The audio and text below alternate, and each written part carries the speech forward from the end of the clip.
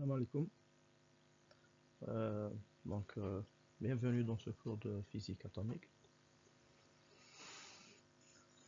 Donc, c'est quoi la physique atomique? C'est la partie de la physique qui étudie la structure des atomes, des molécules et des interactions rayonnement-matière.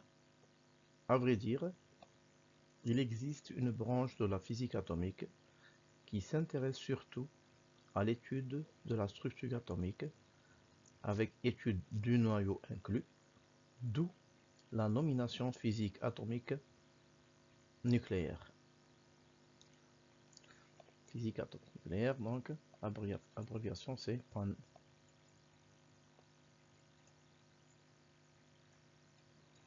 Physique atomique nucléaire. Et une deuxième partie qui s'intéresse plus particulièrement à la partie moléculaire, c'est-à-dire la physique atomique moléculaire, d'où l'abréviation PAM.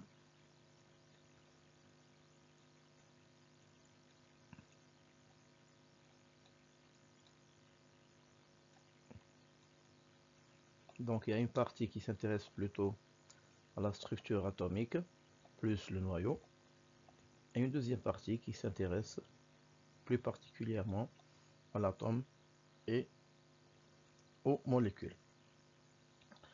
Dans notre cours, comme vous pourrez le constater, il est consacré à la physique atomique nucléaire. L'étude de cette partie de la physique n'est pas seulement faite selon les principes de la physique classique, mais en introduisant les concepts de la quantification de l'énergie et de la relativité restreinte. Donc, on va voir la structure de l'atome et les interactions rayonnement-matière d'un point de vue classique, mais aussi d'un point de vue quantique. Le domaine d'application de cette discipline concerne plusieurs domaines de la physique, tels que la spectroscopie par résonance magnétique, RMN ou RPE, la production des rayons X, les lasers et divers autres applications. Ce cours est réparti de la manière suivante. Donc le premier chapitre concerne l'interaction rayonnement-matière. En première partie, on passe en revue un historique des problèmes qui ont suscité l'intérêt porté à ce domaine.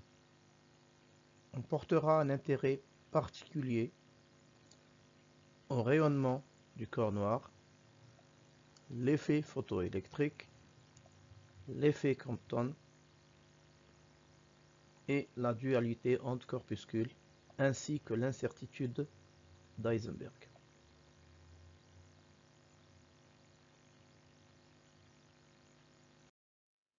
En deuxième partie de ce cours, le problème de l'interprétation du spectre de l'atome d'hydrogène sera discuté plus particulièrement et à travers le modèle atomique classique en général sera remis en question.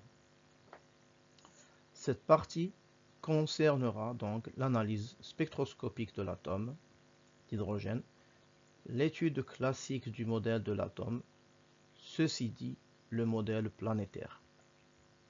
Par la suite, on passe en revue les différents modèles atomiques proposés dans les hypothèses de Bohr qui ont constitué un fondement de son célèbre modèle. Par la suite, on discute les résultats de ce modèle, ceci dit le modèle de Bohr. Ce modèle sera bien sûr généralisé aux atomes hydrogénoïdes, c'est-à-dire des atomes contenant une configuration électronique externe semblable à celle de l'atome d'hydrogène. C'est-à-dire c'est des atomes à un électron, ils portent un seul électron dans la couche externe. Ça peut être des atomes comme ça peut être, c'est surtout des ions.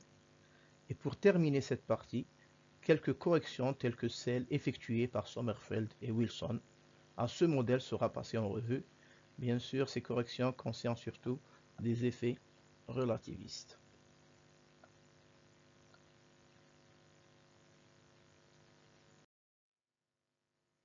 En troisième partie de ce cours, on aura l'occasion de faire un tour au domaine des fondements théoriques de la spectroscopie, où l'on développera une des applications directes du principe d'incertitude d'Heisenberg. Donc, on expliquera et on donnera un aperçu sur la notation spectroscopique. Ensuite, on définit la durée de vie d'un niveau énergétique, et de même pour l'élargissement des raies. Parmi les références bien connues de ce cours et qui peuvent vous apporter un plus, je cite la physique atomique et le célèbre Sporsky.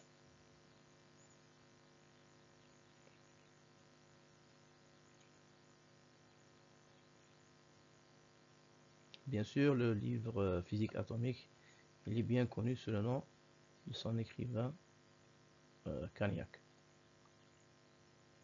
Vous avez aussi une autre lecture telle que The Physics of Atoms and Quanta.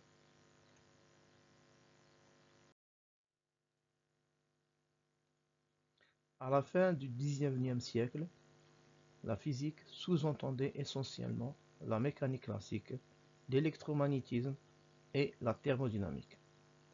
Grâce au succès de ces disciplines, dans l'interprétation de divers phénomènes naturels, on pensait que la physique était complètement achevée.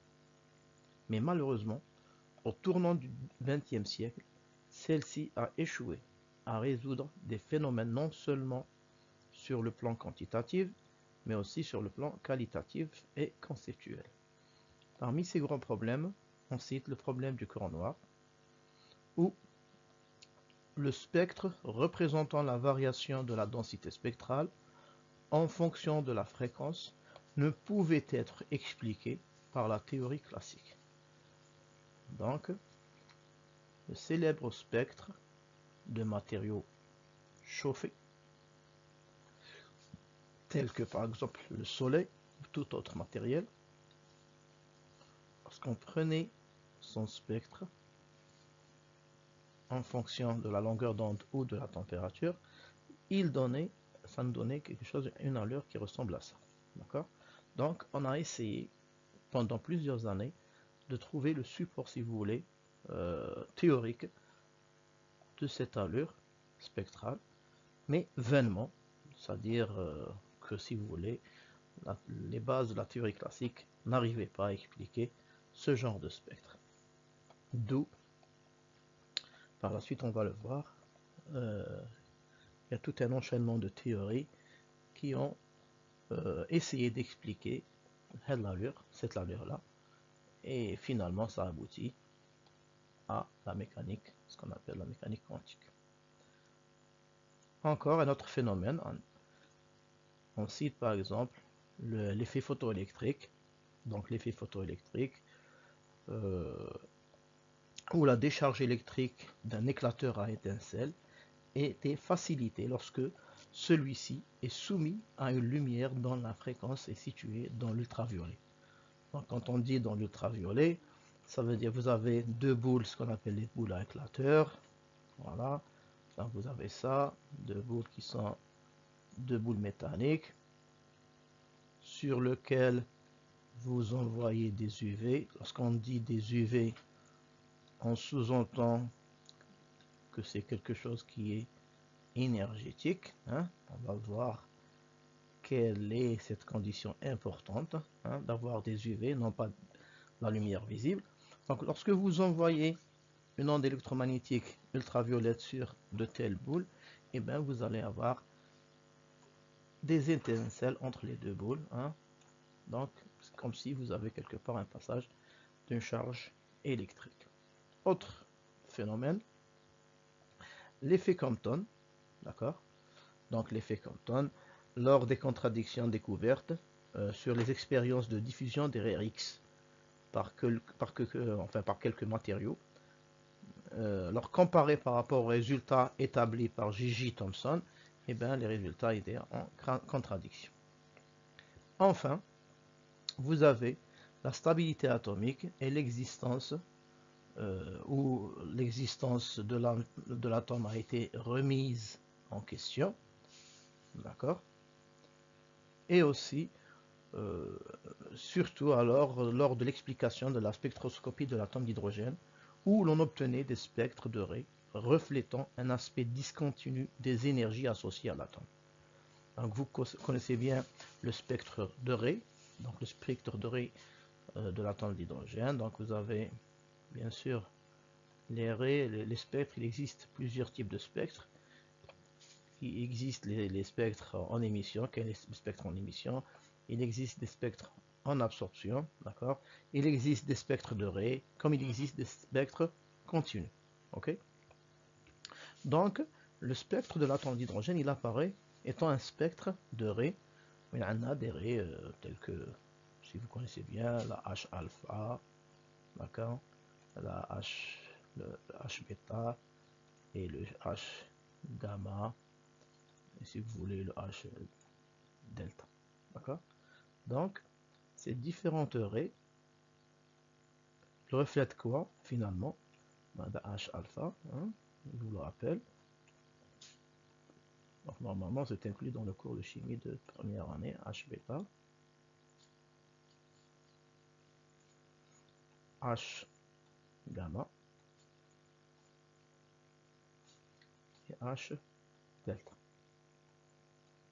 Donc, en général, ce spectre-là, il est situé dans la partie visible, d'accord? Il est situé dans la partie visible du spectre électromagnétique, donc c'est quelque chose qu'on arrive à voir, d'accord? Les raies sont situées dans le visible. Donc, elle comporte 4 raies. Donc, si vous avez quelque chose qui est comme ça veut dire que quelque part, vous avez une quantification. Alors que la physique classique, elle nous dit quoi? Elle nous dit que l'énergie dans la nature, c'est un continuum, c'est pas un discontinuum. D'accord? Ce qui est en contradiction flagrante avec la physique classique. Bien sûr, on va voir ça par la suite. Donc l'ensemble de ces contradictions a fait que beaucoup de concepts de la physique classique ont été remis en question. Et certainement le plus important concept est celui du principe de la continuité de l'énergie. Bien sûr, guère pour ces phénomènes-là, tous ces phénomènes-là, c'est surtout le concept de la continuité d'énergie qui les met en défaut. D'accord? D'où le besoin, si vous voulez, d'apparition du concept de la quantification de l'énergie. Donc le premier problème qui a suscité un grand intérêt, c'était l'allure du spectre relative aux couleurs que laissent apparaître les différents matériaux lorsqu'ils sont portés à haute température. Effectivement, dans la nature, dans la vie courante, on remarque que lorsqu'on chauffe un solide, sa couleur passe graduellement en allant vers les grandes températures du rouge au jaune et ensuite au blanc bleuâtre, comme on peut le constater sur la figure 1. Donc vous voyez bien, chauffer, donc vous avez dû le remarquer déjà, lorsque vous chauffez نسخن يعني قطعة معدنية ماء ونرفعها إلى درجة حرارة معينة يتغير لونها من الأحمر تدريجيا نحو الأصفر وصولا إلى لون أبيض مزرق. Dalila, donc ce que signifie ça, c'est que en changeant, c'est-à-dire que la couleur, si vous voulez, c'est un indice de la température, d'accord? Ce qui signifie que la couleur observée est un indice réel de la température. Cette constatation nous a mené vers l'étude de la distribution spectrale d'un rayonnement électromagnétique, émis plus particulièrement dans ce genre d'expérience. Et justement, c'est exactement dans ce but-là, qu'a été imaginé le modèle du corps noir, et d'où l'intérêt porté à ce problème. D'accord? Donc finalement, c'est à cause de cette idée-là, c'est-à-dire cette remarque expérimentale, qu'on a essayé d'imaginer un modèle qui est plus ou moins idéal. Tout d'abord, c'était une expérience par la pensée, et ensuite, au fur et à mesure, on est passé à la pratique, c'est-à-dire au côté expérimental. et on a essayé de réaliser ce modèle expérimentalement. Tout d'abord, quelle est la définition associée à ce modèle qu'est le corps noir? Qu'entendons-nous par cette nomination? Le corps noir est imaginé comme une cavité d'un matériau quelconque, résistant aux hautes températures bien sûr.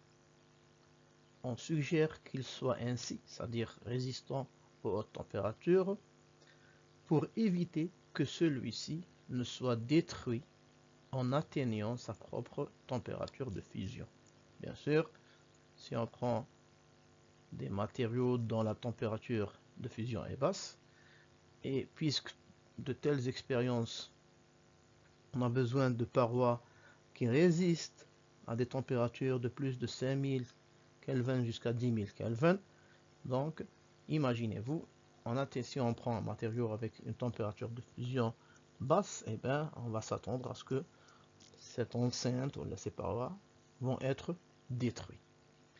Sur les parois de celle-ci, on perce un tout petit trou, bien sûr petit par rapport aux dimensions des parois. L'intérêt de cette conception, qui tout au début, comme on l'a cité, s'agissait d'une expérience mentale que l'on a imaginée dans le but d'assumer une absorption maximale des spectres électromagnétiques en premier lieu.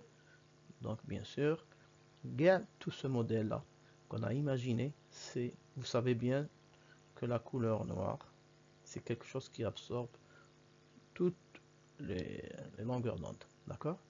Et donc, on avait besoin de fournir, d'établir un modèle qui contenait, si vous voulez, un maximum de noir, donc un maximum de taux d'absorption. Donc, un observateur externe constate que le rayonnement incident sur ce trou est presque totalement absorbé lors de la pénétration à l'intérieur.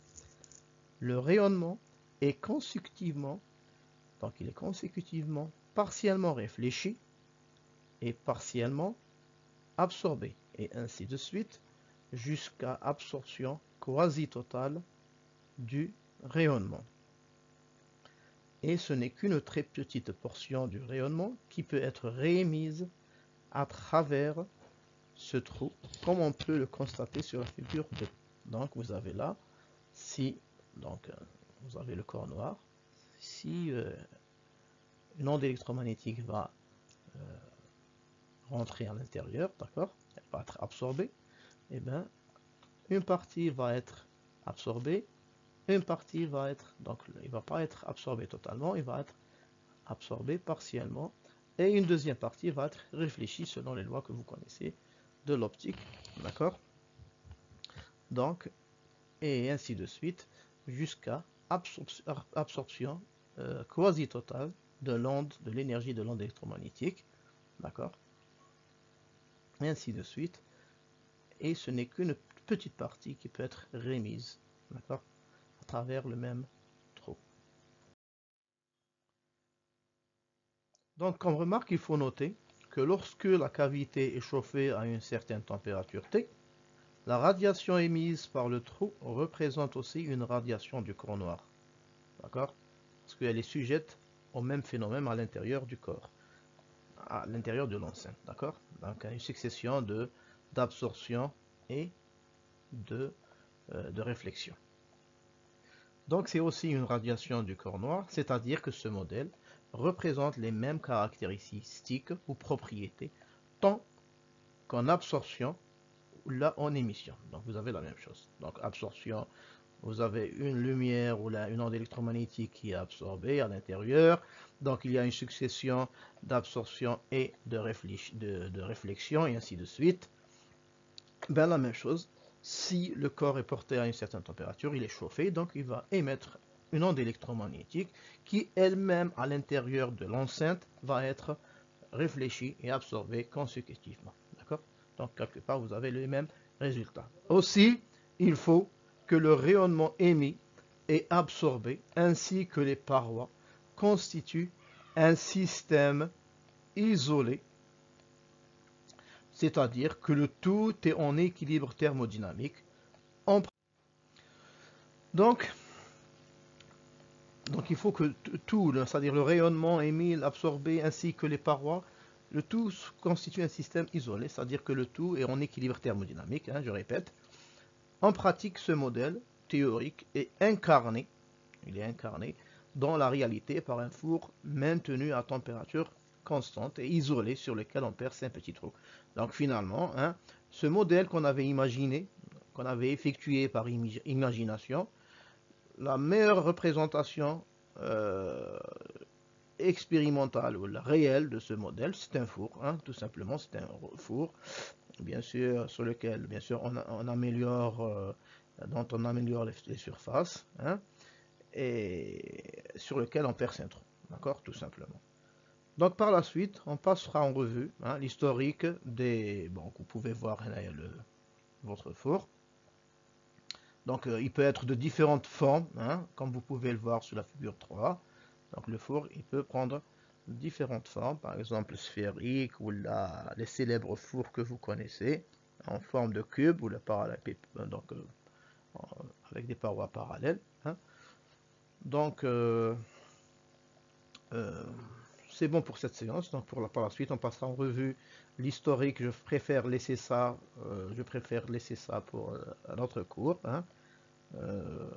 Où on passera en revue un enchaînement historique des différentes théories associées à ce modèle et l'on discutera successivement leurs faiblesses et leurs points forts. Donc tout ce qui est panoplie théorique et calcul, on le laisse pour la séance prochaine. Je ne préfère pas